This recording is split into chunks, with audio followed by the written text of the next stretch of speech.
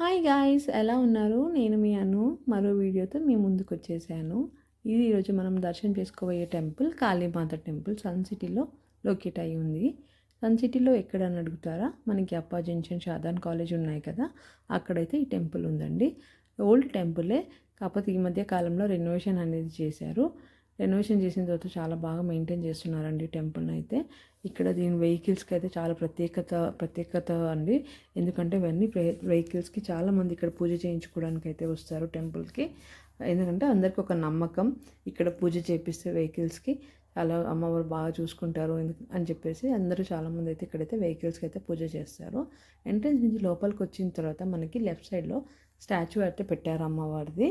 చూడండి, లైటింగ్ డిఫరెంట్గా ఇచ్చేసేది ఎంత బాగా కనిపిస్తున్నారు అమ్మవారు.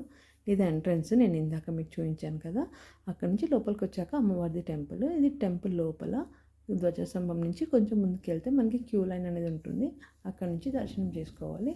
తర్వాత వెనకాలకి వెళ్ళిన తర్వాత మనకి శివాలయము అండ్ ఆంజనేయ స్వామి టెంపుల్ అయితే ఉన్నాయండి. అక్కడైతే అసలు వీడియోస్ ఫొటోస్ తీయలేదు.